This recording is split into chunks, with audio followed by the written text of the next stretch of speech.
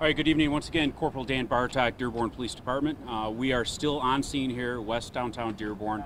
Want to provide a quick update about the situation we are dealing with, unfortunately, down here.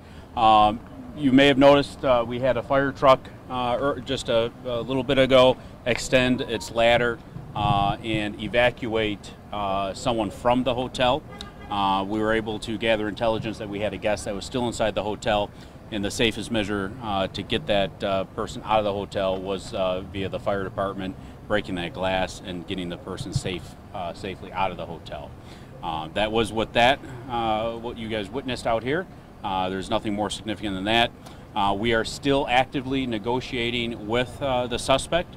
The suspect is still contained in the hotel to an isolated section of the hotel, and our negotiators are still actively working with him to negotiate a peaceful resolution to the situation.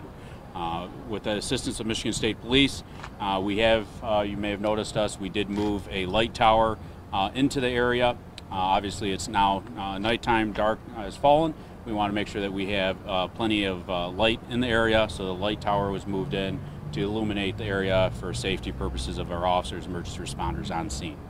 So that's where we're at right now. Chief Shaheen is inside the hotel managing the operation in the command post.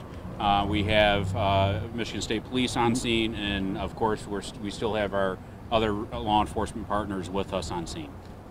Corporal, is there any further update on those who, or the people, one person who was injured or potentially deceased today during this situation? So unfortunately, I don't have an update for our victim at this point. The victim was, as I said earlier, transported to a local hospital. We're working on getting you an update on the condition of that victim. I hope to have that update to you sometime tonight. I know you had said that family members of the suspect were here talking to police and helping negotiations. Is that still ongoing? We have family members on scene. We're utilizing all resources that are available to us to bring this to a peaceful end. Our hope is to bring this to a peaceful end as quickly as possible. And have you had continued contact, like talking with the suspect? It is actively negotiations, and we're actively communicating with the suspect. We firmly believe, that we're making progress with negotiations. As far as that person that was pulled out, I mean, what was the proximity to this situation for their room? Can you elaborate on that? I can't elaborate too much on that for tactical purposes at this time. I will say that, again, our command staff and the incident command here at scene thought it would have been the safest location to bring that person out via the fire truck. Corporal, you probably can't address this, but you guys cleared the hotel earlier. Was this person not able to be evacuated, or did you not know he was there, or did he not hear you, or do we know what the situation was? I mean, he's been in there quite some time. Right. So we went floor by floor, room by room to clear the hotel. This person was in an area that was contained to an area that we were actively working, and we had to resolve it through alternate methods. So is the building empty now, other than the suspect and police? So as far as we know, we have the suspect still in the building, and of course the building is occupied by emergency responders and some key staff to assist us with operations of the situation. How many family members are here for the negotiations? We have several family members that are here or have been assisting with us. And are you making, is that helping by them, being here? Because we don't often hear that, Yeah, so that's going into tactical operations, and I can't discuss that at this point. What I will say is that we're using all resources that we have here on scene and, with resources that are elsewhere to try to bring this to a peaceful end as quickly as possible. Do you know what kind of gun he used? There was a long gun that was used in this incident. Guys, if this continues all night, and we're heading into rush hour, and people leaving for work, and children heading to school,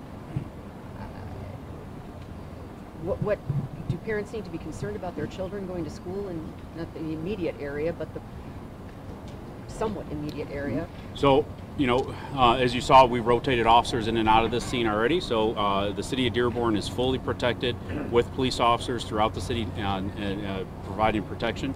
If this scene continues to go on, We will continue to rotate officers in and out of this scene, along with the assistance of our local, state, regional partners. We will provide the appropriate protection throughout the city. If we determine that there's any sort of risk to any of our citizens or people that come through our city, we will make sure that that's communicated and steps are taken to mitigate any of that. At this point, it's isolated to the hotel. We don't believe that there's any sort of risk, anything outside of the hotel. Did the hotel give you the guy's name, the gentleman's name? Not a media, he's not a, This- he's not a media person. We're dealing with press right now. The individual that was brought out, were they harmed at all from this, or are they in good condition? But right now, we have one victim that was involved in this incident. But the one that was just brought out. From my knowledge, there was no injuries. No injuries. Is there any reason to believe this person inside may have more than that one weapon you mentioned, the long gun? Or is that... We haven't been able to get into the room to search anything where the subject is at. So, I can't tell you how many weapons may be there, if it's one weapon or multiple weapons. Okay. Okay. Thanks, guys. Thank you so much. All right, thanks, guys.